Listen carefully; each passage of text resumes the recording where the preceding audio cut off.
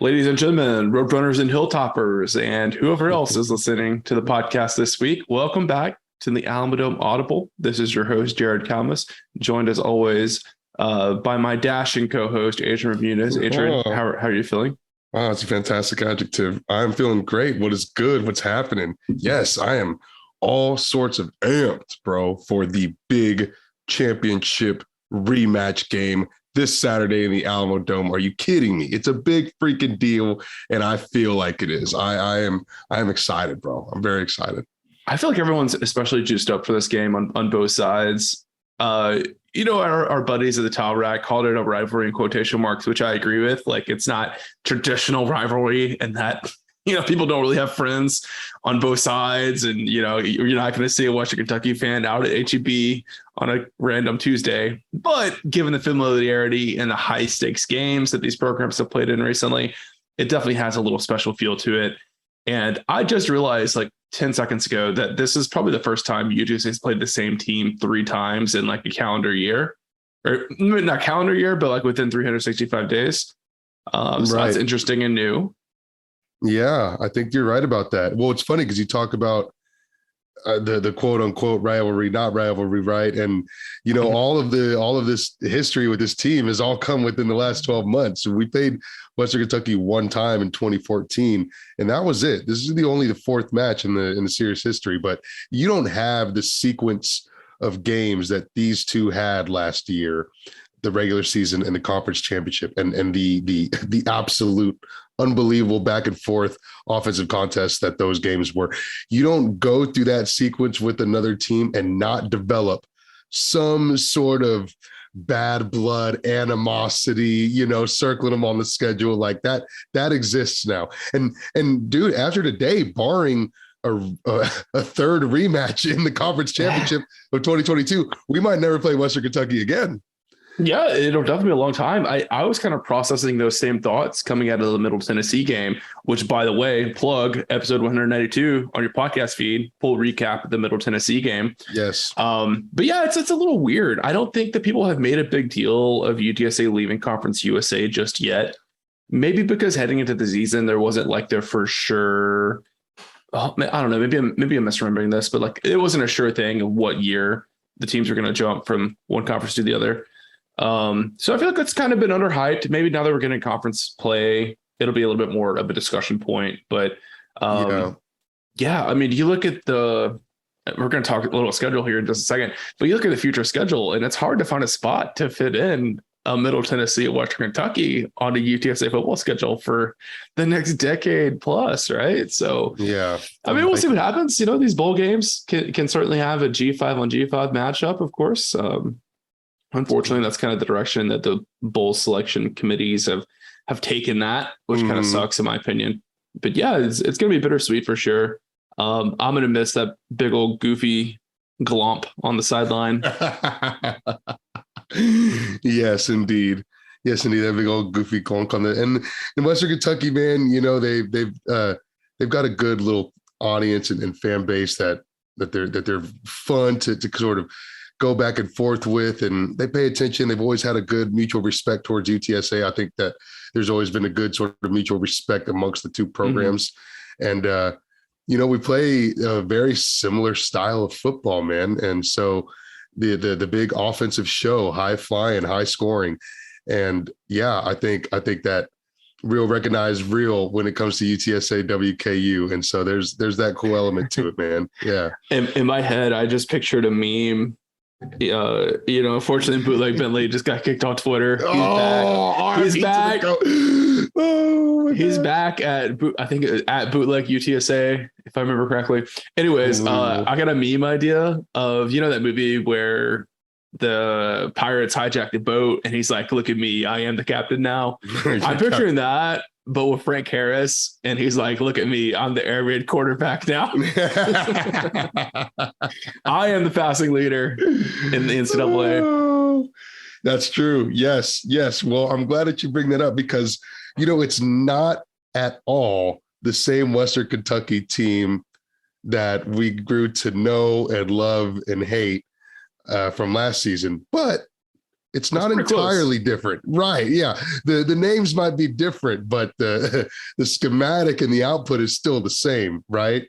And so rather than Bailey Zappi, now you've got Austin Reed, and they are the fifth best passing offense in the country to UTSA's the best passing offense in the country.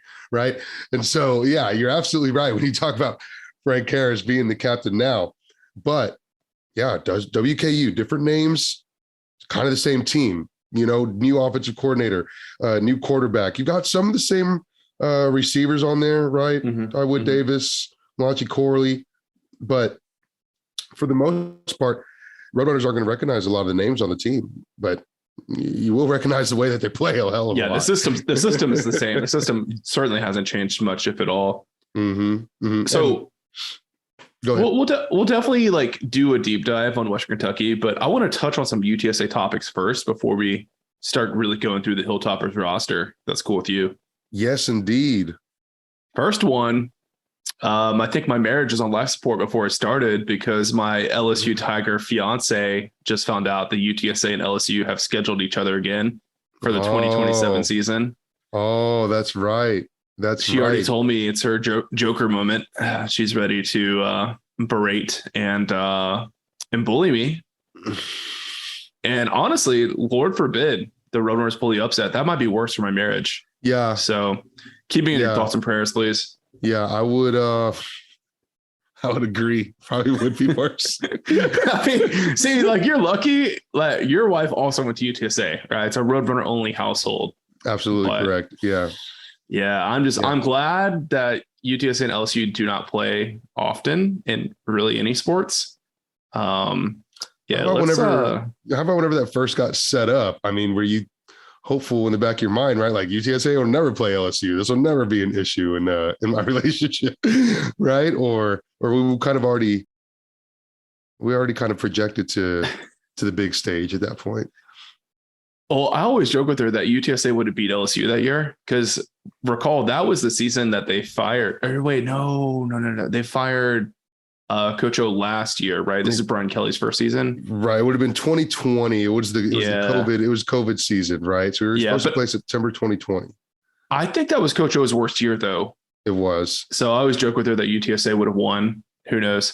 But yeah, it's just, it's one more stress in my life that I guess I'd prefer not to have. But that road trip's gonna be awesome. Like I know it's probably too early to start playing it, but if you're between the UNLV game in Vegas that year or Baton Rouge, I would advise Baton Rouge because LSU game day experience is going to be a hell of a lot better than UNLV. And you can do the Vegas thing anytime. You can go any time of year to Vegas and have a great time. Baton Rouge, man. You got to have a good reason to go. And that's not to say anything negative and talk down on Baton Rouge because I love that town. It's a special place, but to have a reason to go makes it better. Yeah, it does. It certainly does. Yeah. So that is going to be September 11th, Saturday, September 11th, 2027. And then get this, the very next week, we host Texas State in the Alamodome. No. Yeah. Oh, wait, what website are you looking at? 2027. I'm looking at our 2027 schedule, right? We got Texas State. Are you looking at Go UTSA? Yeah. Okay, because footballschedules.com has Texas State as listed as being on September 11th as well. So I was going to point out that they're going to have to move the Texas State game.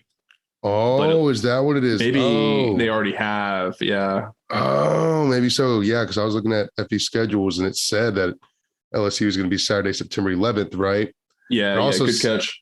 It also says the payout's going to raise from 1.4 million the 2020 game to 1.6 million to adjust for cost of living. That's a rough deal there. I inflation has certainly gone up at a higher percentage than that buyout's going out, brother. Yeah, bro. And that game's still 5 years away. So what is 1.6 million by UTSA in 2027, bro? Oh man, as an American athletic team. Jeez, yeah. Oh yeah, that's rough. That's going to be pennies in the NIL fund at that point, dude. So As long Who knows, man? UTSA might be in the Pac-12 at that point. Oh yeah, you might be right. The way things are going, Might be right. But that's a pretty nice schedule going on 2027. You got at LSU and Baton Rouge, you got Texas State at home, and you got a road trip to Las Vegas for UNLV. Dude. Assuming you get an FCS team at home to wrap up that slate, it's pretty dang nice, man. That's like the ideal ideal schedule layout for me is like money game against a regional Power 5 team. You get a solid G5 team at home. Mm-hmm. Then you get another like local G5 team that you should beat. And then, a regional FCS team. That's perfect. I'll take that all day, every day. Nice. Yeah, I like it. I like that. Well, on the 2022 front, to rewind us back 5 years to the present, this UTSA team is starting to get healthy. And I think that's bad news for Conference USA. Mekhi Hart is back on the depth chart, baby. That is an all-conference right tackle. Hopefully, he's good to go, ready to play this week. The Roadrunners certainly need him. Man, I mean, huge shout out to the work Frankie Martinez has done, filling in that, I guess, emergency right tackle as a true sophomore walk-on. It's incredible what he's been able to do. Who knows? He might still play this week. He's probably still going to start. Oh, yeah. But getting Mekhi back is going to be such an infusion of talent, especially in the run game for this offense. And I am really excited to see what the offense is going to look like with Mekhi back. We seen Billy Tadafu at left tackle make a huge progression. He was pretty good against Texas, and he was dominant against Middle Tennessee. So if he can keep playing at that level, and you get Mekhi back, this offense is going to be unreal. Yeah, I don't think people really understand how important Mekhi Hart was to this offensive line. I mean, you're talking about a guy who was second team All-CUSA as a junior in 2020, who was honorable mention All-CUSA last year as a senior.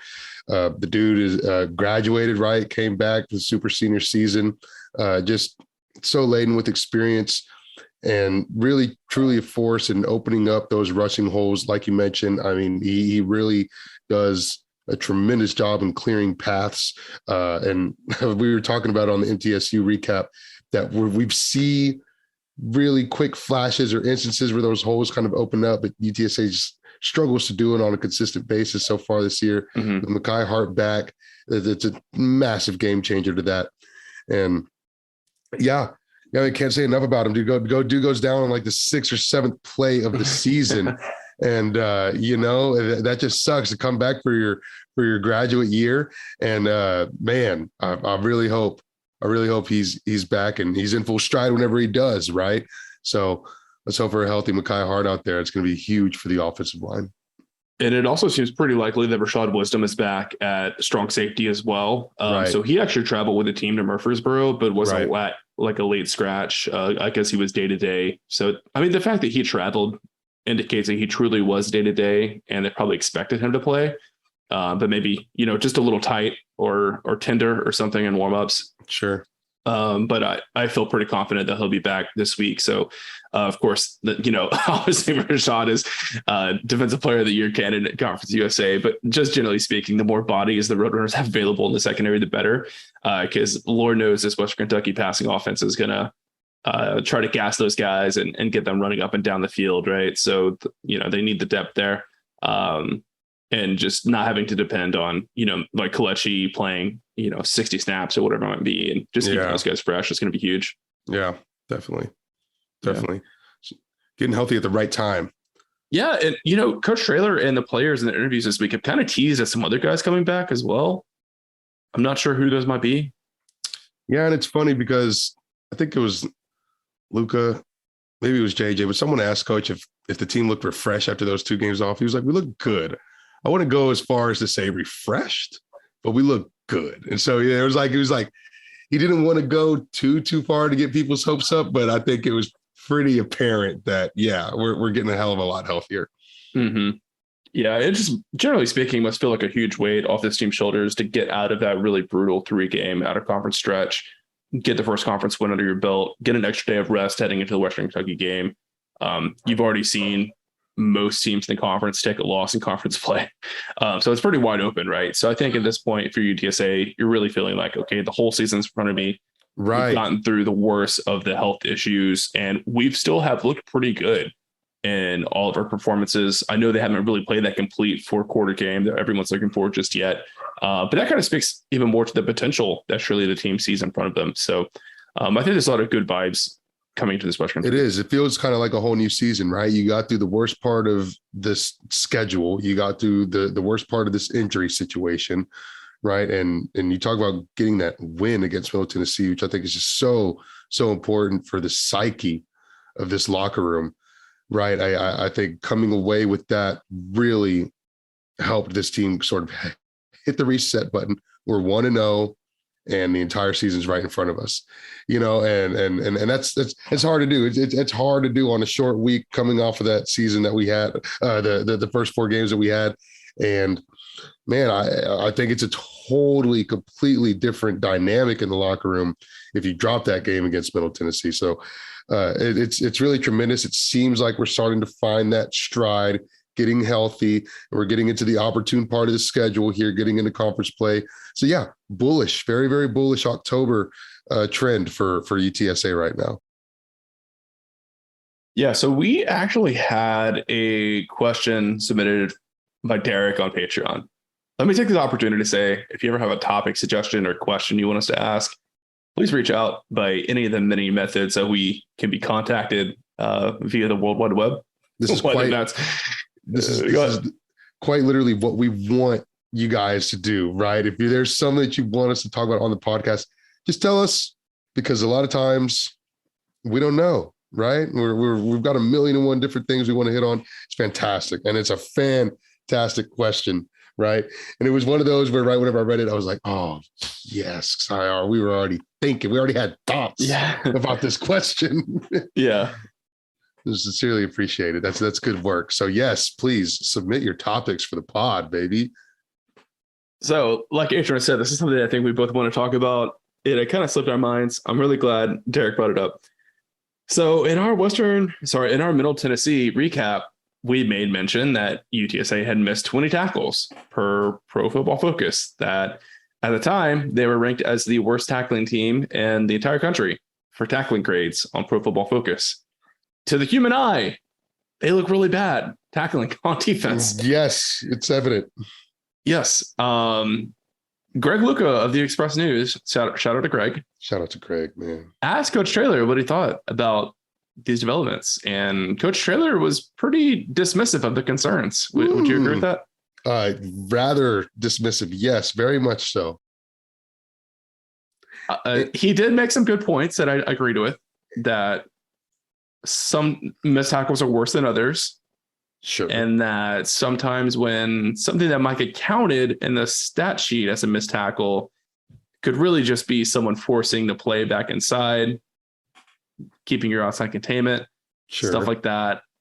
But then he also said some things I don't know I agree with. Like, I think he said something like, there might only be 2 to 3 opportunities to make a real form tackle for a defense on a football game. I was like, what?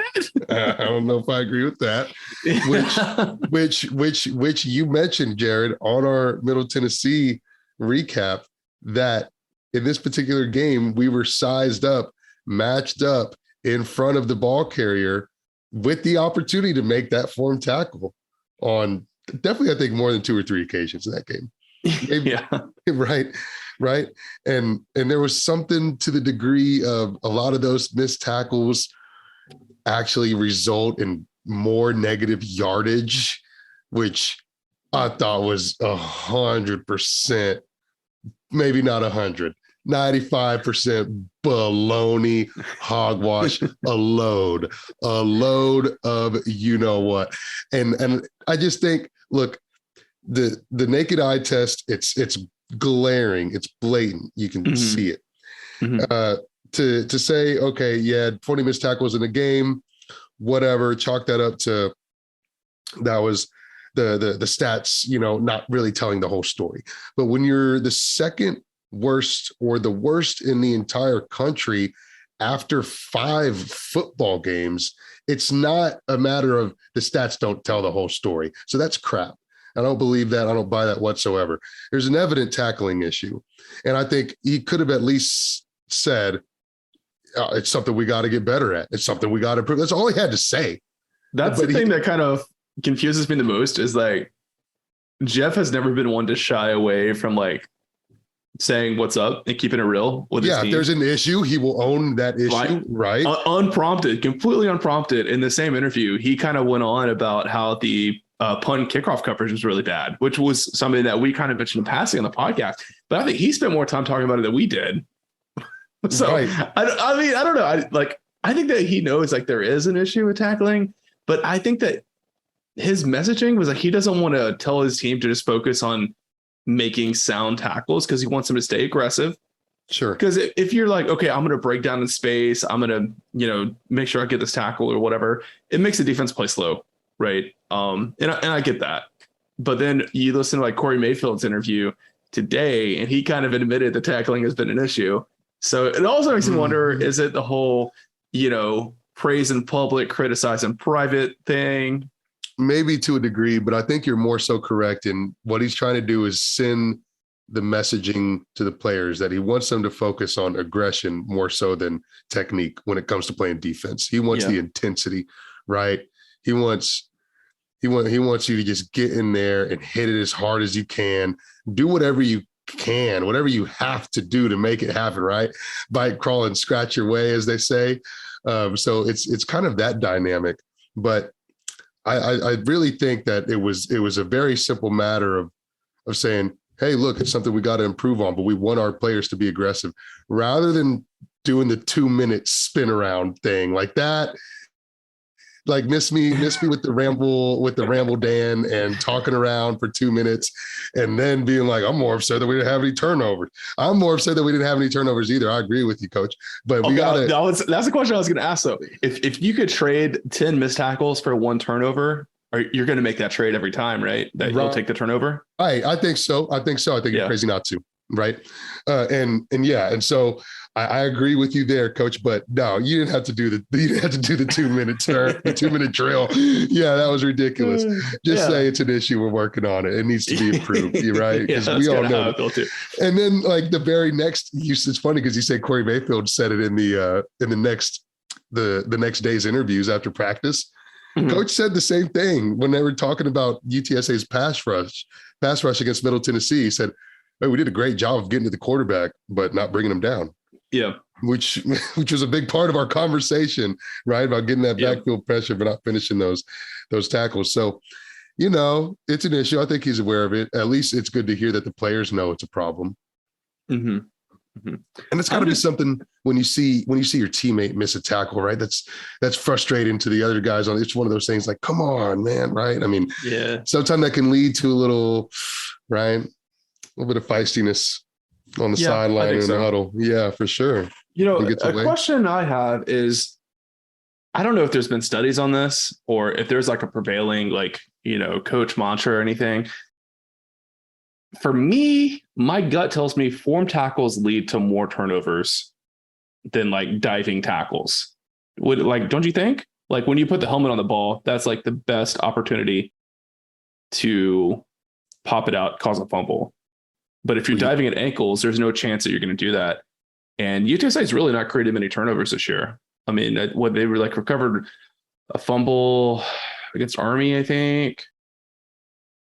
Maybe like 2 interceptions this year. I don't know. 2 I'm just kind of talking interceptions off the top of my head. 2 interceptions against against Texas Southern, and then 1 fumble return from Rashad Wisdom against Army. So it's only 3 turnovers on the season. Yeah, so not great, and definitely a much lower percentage. It feels like turnovers per play or whatever than last year. That might be the biggest difference between. Well, I don't know. Number of sacks is probably lower too, but I think the turnovers created is probably the biggest step back from the defense compared to last year. If you're not getting your arms up and your arms out, you're not going to be able to get them around the football or around the ball carrier's hands or arms to be able to force that strip or get in there and get it out. Even if you aren't able to get the helmet on the nose of the ball and pop it out, right? It's in that second and third effort and bringing down the ball carrier that you see guys be able to pull that hand off, pull that ball out, right? Mm-hmm. And so you got to at least extend your arms. And I think that's been one of the things that we talked about. It's been the most jarring. It's the diving and just relying on the sole force of the impact of the collision to bring down the ball carrier instead of bringing him down with your arms, right? Grabbing him. So I think you make a good point. I would say it's certainly a correlation between the tackle form and the turnover number. I think that's fair. One fumble in the year. It's also fair, though, to say that the tackling form is not really any worse than what we saw last year or the year before that. Yeah.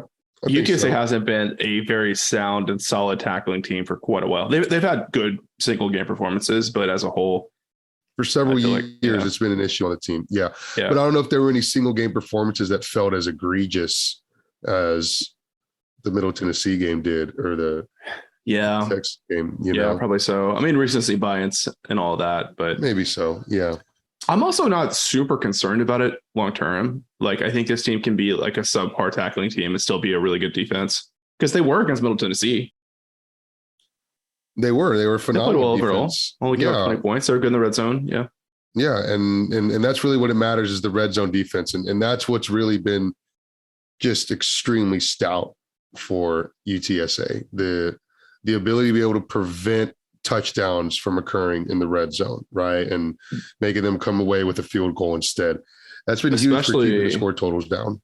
Especially for the way UTSA's offense is playing. They don't need to shut anyone out. If they can just turn 2 red zone trips a game into field goals, that's going to be enough to beat most teams. Middle Tennessee got into the red zone 4 times and scored 0 touchdowns. Wow, that's crazy.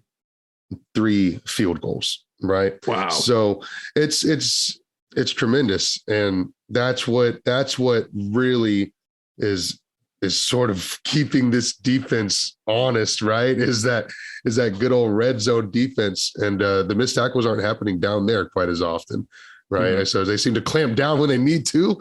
I don't know. It's back against the wall. It's whatever we really perform, I suppose. But yeah. So yeah, good discussion. It's got me thinking. I love when we have a topic that gets me thinking, like, philosophically about football. I feel like that's what we're all here for at the end of the day, right? It is what we're all here for at the end of the day. So philosophically, how are we feeling about Saturday? Western Kentucky coming back into town, 5th best passing offense in the country, back in the Alamodome for sweet revenge of the title game letdown. Dude, it's a big one. It's a really big one. Adrian, I'm excited, but you know what else I'm excited about? What's that? Picking up 2 new subscribers on Patreon.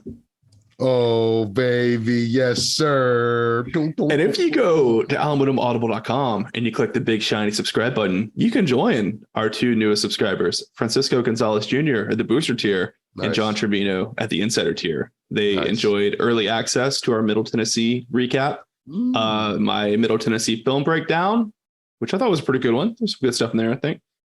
And all of our other bonus content. We do a bonus episode each week. We thought about skipping this week, but we finally thought of a good bonus episode. We're going to do a bit of a deep dive on the NIL scene at UTSA. Mm-hmm. There have been some really big announcements in the NIL space for the Roadrunners these past couple of weeks. So I figured it'd be a good time to do a little breakdown of where UTSA is right now and how they stack up against, some of their peer institutions and all that. I think it'd be a pretty insightful discussion. So if you want to listen to that, we'll probably post that like Wednesday. Little $5 a month to get you access to our premium content. You'll also join our big money donors on Patreon: Ben Tovar, Rick Cortez of Ratty Road Grillers, the Bunch family, Zach Espericueta and the San Antonio Podcast Network, Brandon Padron, and our Board of Trustees members, Digiteek, John Otwell, Lino Perez of Los Dos Ratties Tailgating, Gary and Ruben representing the UTSA Bird Gang Tailgate. Happy belated birthday to Gary, Ray Redding and Mimi Apparel, Brandon Grill and the Grill Realty Group, and last but not least, Andy Elizalde and Proficient Benefit Solutions. Andy sent me a message, let me know I pronounced his last name correctly, which was a confidence booster because I've butchered a lot of names on these Patreon shoutouts this season. I apologize for that. He's working on those Spanish vowels, my friends. It's getting better at them. It's not just the Spanish, man. I feel like I've butchered many different ethnicity names throughout the years. I've never been good at pronunciation. I don't know why. You're a good reader. I am. I read a lot. I know I've got a vocab, but I can't pronounce at all. Whatever. Okay. Yeah. Well, hey, let's do a little cumbia break. I'll try to get my squirrel brain working again, and then let's deep dive on these Hilltoppers. Let's do it.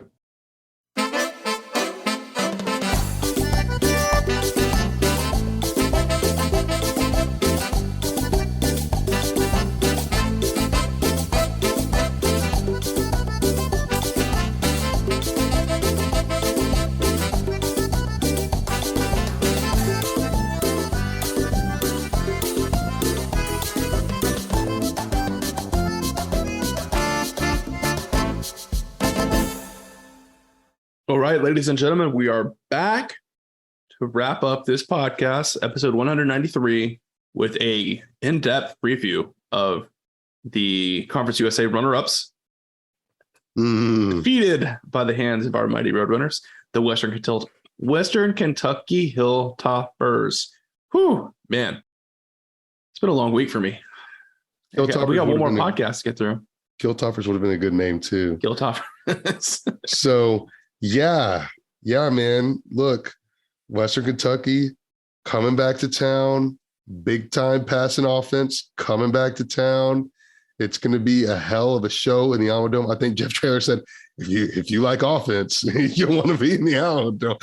And he's certainly right about it. I mean, I know we usually wait till the end of the episode to give our score predictions, but is this going to be like a 70 to 75 point game, Jared?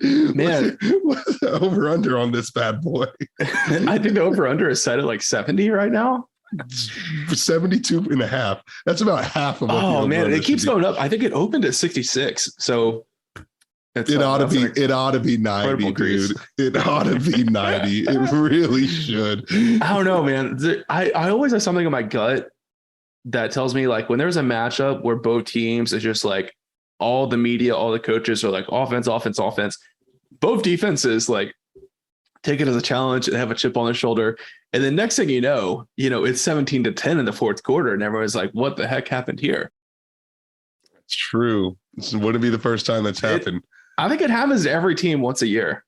I'm not saying it's happened in this game, but it's just something I keep in my gut, in the back of my head. Western Kentucky is putting up 43 points per game. UTSA putting up 39 practically. I mean, dude, it's just got big money written all over it. Mm-hmm. You got two of the top 5 passers in the entire country coming in playing in a dome with no wind concerns. Yeah. And I would say both defenses have had some issues in the secondary on both sides. This is very much true.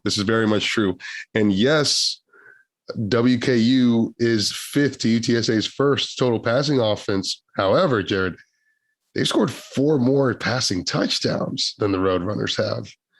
18 to UTSA's 14. So the potency's certainly there. And man, you talk about the secondary issues. Yeah, man, that's definitely been a recurring theme here on both teams. And I'm glad you bring this up because when we go and we look at Western Kentucky's schedule, yes, okay, they are a 3-2 football team, but are any of those 3 wins quality wins? I mean, really? Not even close. And honestly, I think the best team that they beat this year was the FCS opponent, Austin Peay, but they took them to the fourth quarter, if I recall correctly. Yeah, 38-27, but they didn't get away with that till the end. Right. I mean, their best performance of the year was definitely taking Indiana to overtime, right. But Indiana's not a good team either. No, not at all. And I think UTSA or UAB would beat Indiana pretty easily this year. Yeah, I think so. And I don't think UTSA or UAB loses to Troy, quite honestly. I mean, I know Troy's pretty good. And Troy's solid. Yeah. Pass rush is solid, but I don't think they lose that game. And you got to understand, Western Kentucky was actually winning and in control of that game until Well, actually, a previous Western Kentucky quarterback entered the game in the fourth quarter. What was that? Jared Doge goes 7 for 8, throws 2 touchdowns for Troy to take the lead. There's some dimes too, bro. And win Troy's first road win in nearly a year.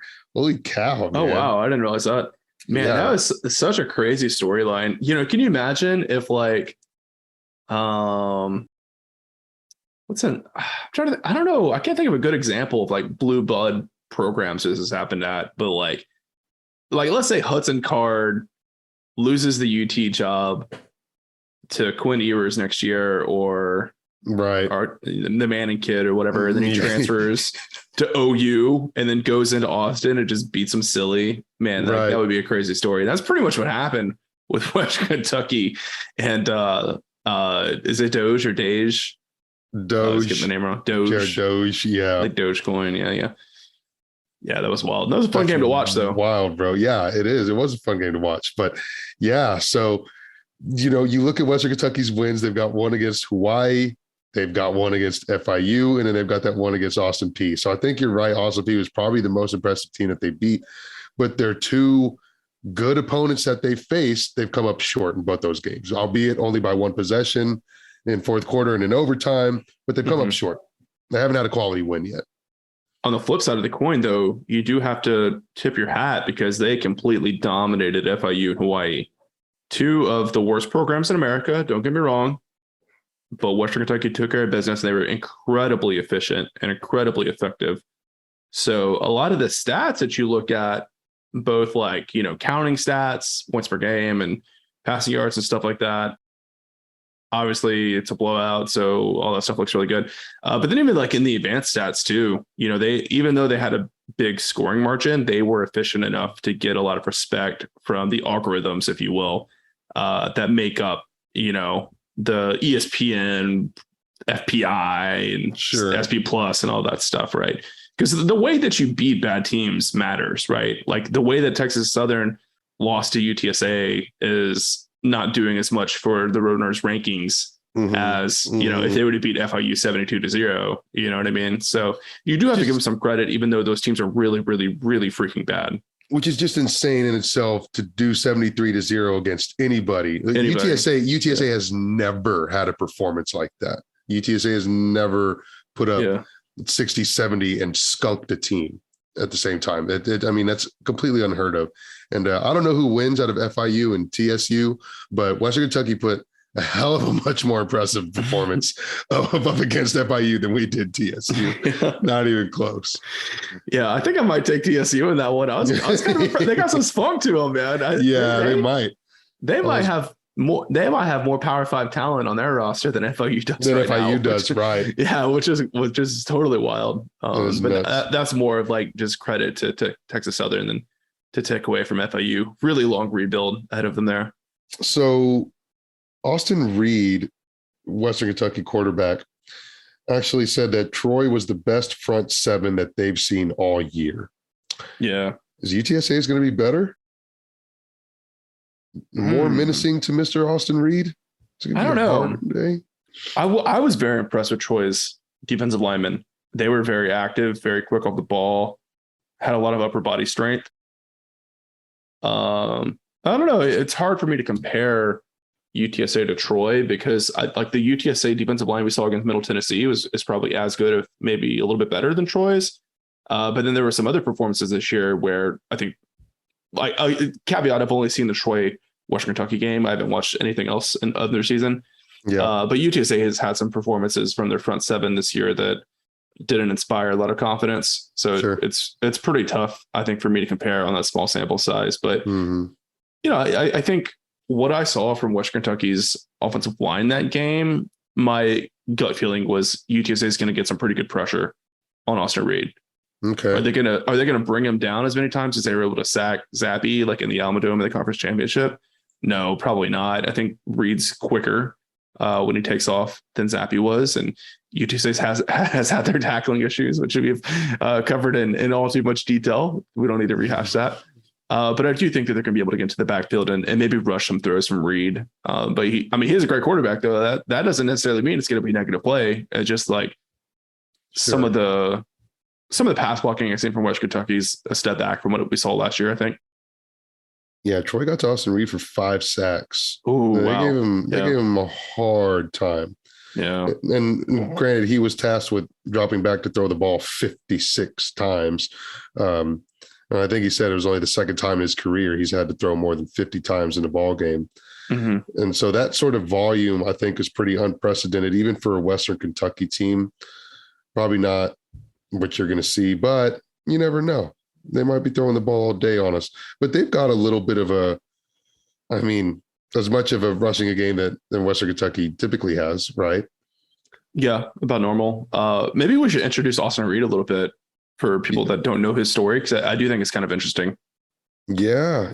Austin Reed for St. Augustine. Let's hear about him. Yeah. So I know that he stopped at another college somewhere along the path. I can't remember where it was, but he's a rare Division II to FBS transfer. He actually won a Division II national championship at West Florida. Yeah. The West Florida Argonauts. Argonauts. Dude, we're so good, bro. We're so good. Yeah, I love when we nail those obscure college mascots. No, sorry, I shouldn't have called West Florida obscure because they've won like 2 or 3 natties. Also, former Roadrunner Austin Blake Smith won a national championship at West Florida. That's a name you probably haven't heard in a while. Wow. That's Deep incredible. Deep cut. So yeah, Austin Reed transfers to Western Kentucky. It's assumed he's going to be the backup. That the West Virginia transfer, Jared Deji, has got this thing locked up. But no, man, Reed wins it out. He's got a cannon. He's got a really strong arm. I was so confused when I heard the announcement that Deji had lost a job and was transferring. So then I turned on the film for Austin Reed in his national championship game from West Florida. I was like, oh my Lord, this guy's gonna be a problem. He is a really good player. I still think it's a step back from Zappy, but it's not a big one. It's really not. You know, Zappy threw for 99 yards with the Patriots on Sunday. So, you know, that's not too much of a discredit to Austin Reed to just be one step down from Zappy. No, not at all. No, that is total offensive player of the year material. Unbelievable. Just a little bit worse than Bailey Zappi. Yeah. And that's the first thing that came out of Jeff Taylor's mouth was, you know, they were asking him, look, Western Kentucky loses a lot of talent. What do you think about Austin Reed compared to Bailey Zappi? And the first thing out of Taylor's mouth was, he's got a better arm. He's got bigger deep ball ability Bailey Zappi had. And so kind of immediately the respect for Austin Reed is there, and you kind of have to. And then he's got a group of receivers that are catching the ball, that have been catching the ball for Western Kentucky. And so you look at Michael Matheson, you look at Dawood Davis, you look at Jalen Hall, another senior on the team. I mean, dude, they're just stacked. Dalvin Smith, I guess he's not an upperclassman, but they've got a whole bunch of upperclassmen in the receiving core too that Austin Reed can sort of rely on and throw it up to. Not quite our trio of receivers, but top of caliber of CUSA, you better believe it. I think Dawood Davis is as good as the big 3 guys. I think that's fair. Yeah. He's definitely the stud of the team.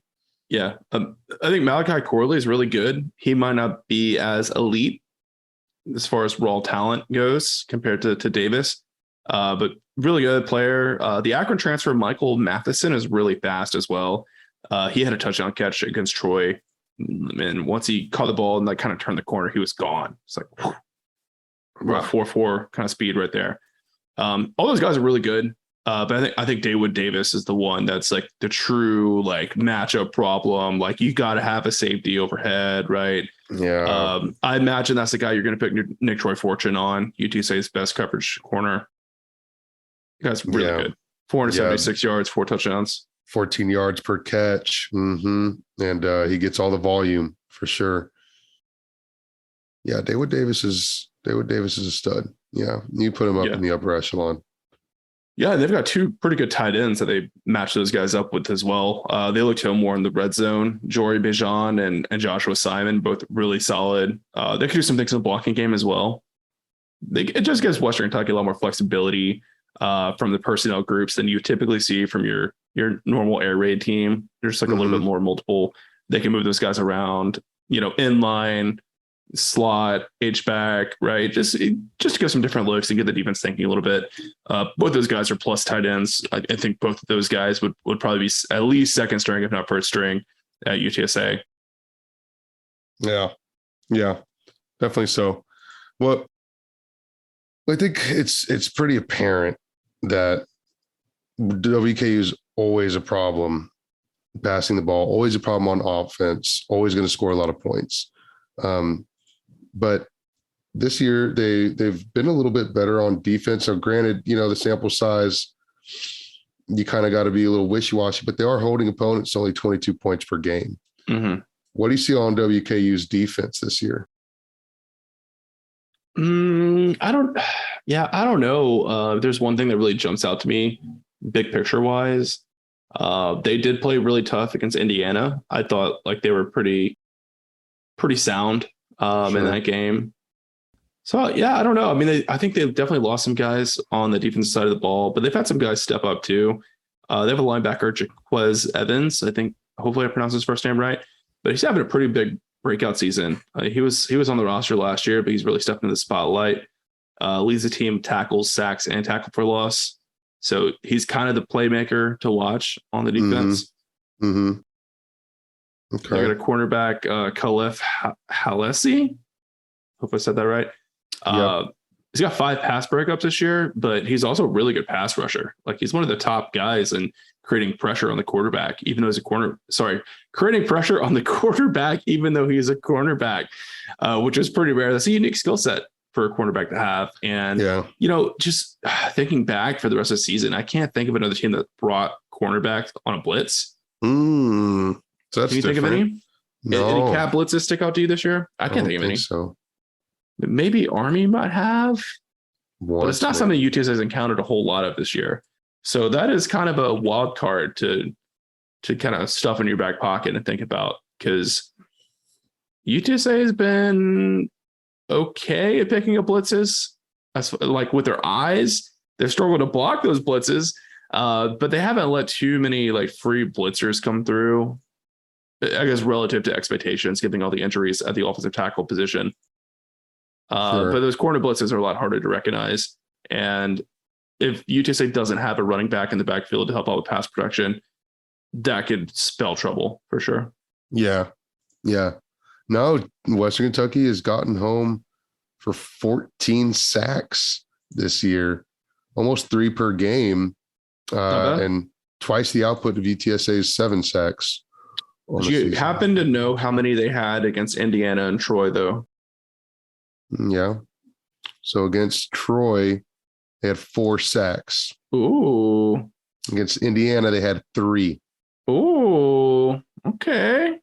Yeah. 0 against FIU. That was their only donut. Interesting. Interestingly, they called up the Hounds. They were up by 30 in the first 5 minutes, so they said, "All right, we're not blitzing anymore." Okay, so I don't know if he has racked up the sacks for them or not, but defensive end Jawan Jones is a super senior for them. He's been a steady hand at the defensive end position at Western Kentucky for it feels like all 5 or 6 years he's been there. Like I did a double take when I saw him on the stat sheet, and I thought I must have been looking at the 2021 stats. But nope, he's still there. He's still doing his thing. Definitely got to watch there. Probably if he doesn't have sacks, he's probably freeing up blockers, right? Taking on double teams and stuff. Yeah. They have a nose tackle that not transfer. He's actually a local Bowling Green product. I don't imagine Bowling Green, Kentucky high school football is like full of powerhouse programs. So I feel like it's probably pretty rare for them to have a homegrown product who's as good as Terrion Thompson has been. He's shown really good pass rushing ability at the nose tackle position.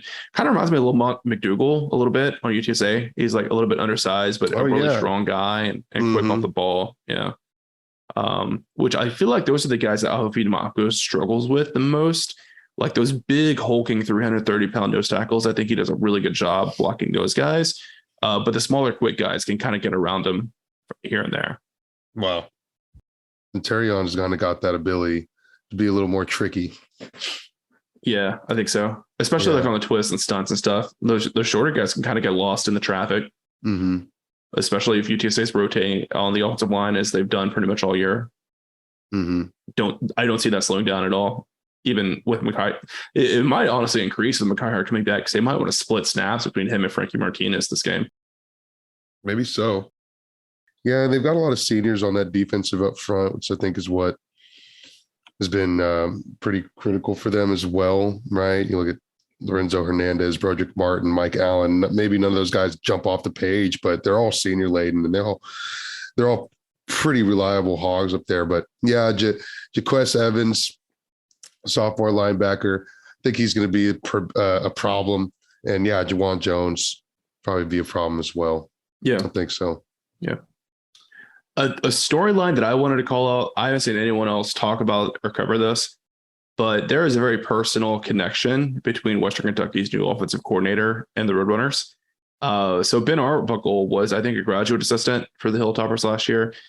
Maybe he was a quality assistant coach. I'm not sure. But he made the extremely rare jump from that position to FBS offensive coordinator in the offseason, which was something that I was like really critical of. I was like, there's no way he's ready for that role. But he's been great. He's been great. I think the only thing that I've seen Western Kentucky fans complain about is their passing game is a little bit more horizontal than vertical.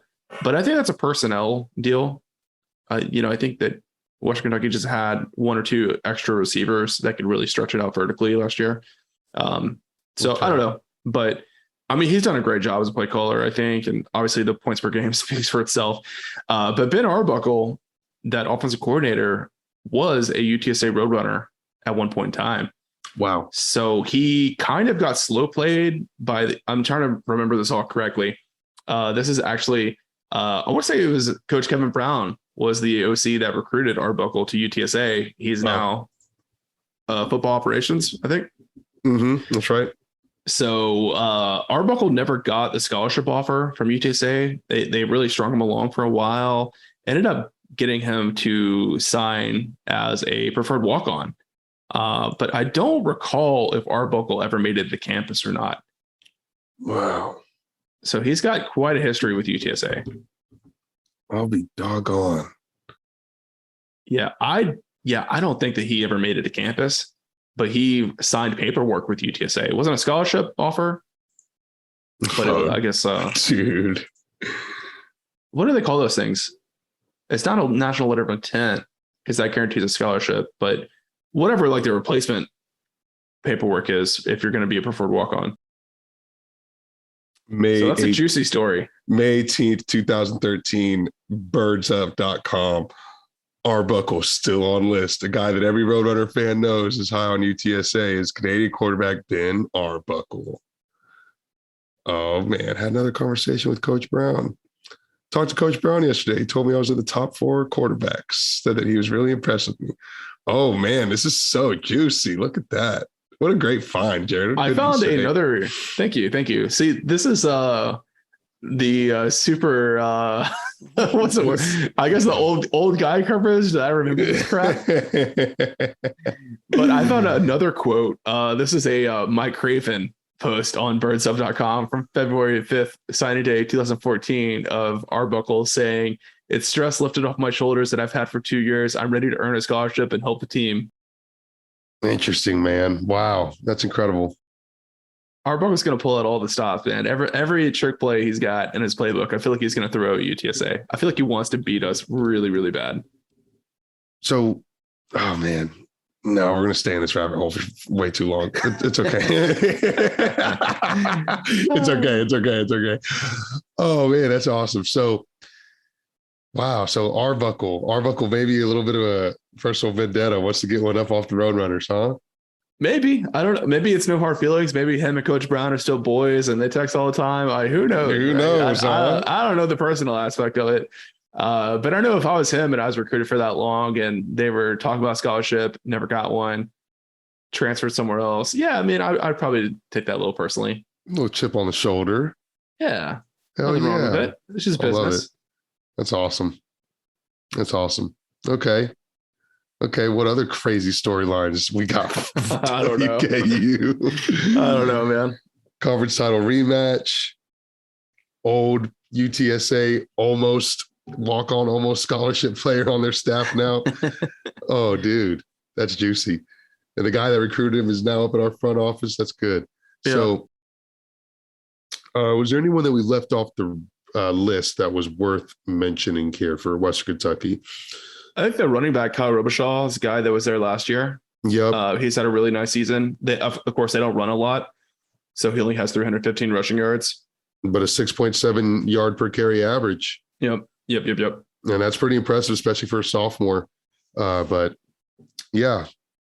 I know you said we can't fall in the rabbit hole, but I just clicked on Ben Arbuckle's profile on the Western Kentucky website, and it says no information available, no headshot, nothing. Nothing? They did my boy dirty. Dude, just a straight ghost? Yes, dude. Oh my gosh. Oh man. All right. Out of the rabbit hole. What is your score prediction for this Conference USA Championship rematch? Dude, I am going high scoring output. I do not think it's going to be one of those where the defense comes up because everyone's talking about the offense. I think everyone's talking about the offense. The offense is going to show up for a hell of a day. Do you look back at the serious history with these two teams from last year and just the sheer amount of points that were scored at that time, right?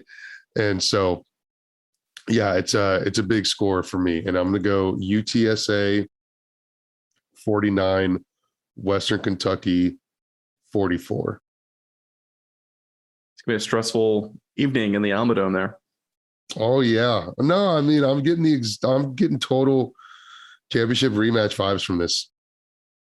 Yep. For me, when I was starting to put together my prediction, the question I kept coming back to is what area of the game do I think Western Kentucky is better than UTSA at? And it's hard to adjust for competition because UTSA has played, I think, like the 45th strongest schedule in FBS. And Western Kentucky is like 111. So it's like a massive gap, right? That's like what a MAC team is at the end of the year versus a Big 12 team, right? So it's so hard to compare. But I feel like UTSA is just a little bit or a lot better in pretty much every phase of the game. And Sure. Not that it's a big gap, right? But that's what I just kept coming back to is like the only way I can picture this being a loss for UTSA is if UTSA secondary just completely breaks down. Maybe that does happen, but I just find a way. I feel like they're going to find a way to make it work. I just can't picture Western Kentucky stopping UTSA's offense enough to pull off the victory. Not going to happen. So I'm going to go with the Roadrunners 42 and the Hilltoppers 35. Oh, wow. Okay. So both of us have a that's still an over. That's still an over. Both of us have a one score differential as well. Yep. And so a lot of respect to the WKU offense, man. And look, the fact of the matter is too, people have been able to score against UTSA. They're going to hit a couple, no doubt. I mean, Army put up 38 points on us. So I'd expect for Western Kentucky's offense to be able to put up something similar. Yeah, I think that's fair. I had visions in my head of David Davis running a post route. Yikes. UTSA secondary, their safety and their cornerback are staring at each other with their hands above their shoulders. Like, I thought that was your guy. He's off to the races. And then I also have a vision of what's his name? The Akron transfer, Michael Matheson, just catching a little in route, making one guy miss, and he's gone. Right. So I think you're going to see some plays like that where Western Kentucky gets some really easy points just based on some slip ups in the secondary. But I think overall, UTSA's defense is going to get, just the couple of stops they need to give the offense a chance to go win the game at the end. Yeah. Okay. I think that's fair. It's going to be a lot of points. It's going to be a lot of points. Looking back, I feel like this is one of those games. Every UTSA fan and media person is going to pick the Roadrunners to win, and every Western Kentucky fan and media person is going to pick Western Kentucky to win. That's great. That's great. Yeah, that's what you want to see. What you want to see. All right, guys, we're going to go ahead and wrap it up. Thank you guys so much for listening to us. Nice little hour-long preview episode. I thought, this one might be on the shorter side. But once you get in that Ben Arbuckle rabbit hole on birdsub.com, never you're know. back on those 2013 message board posts, man. Dude. All predictions are out the window at that point. But all jokes aside, thanks again for listening to the podcast. Be sure to subscribe and leave a 5-star review on your podcast platform of choice. Check out our website, alamodomeaudible.com, and follow us on Twitter at Alamo Audible and Alamodome Audible on all other social media platforms, including TikTok, which I have heard that we're popular on TikTok now. So interesting. Very, very interesting.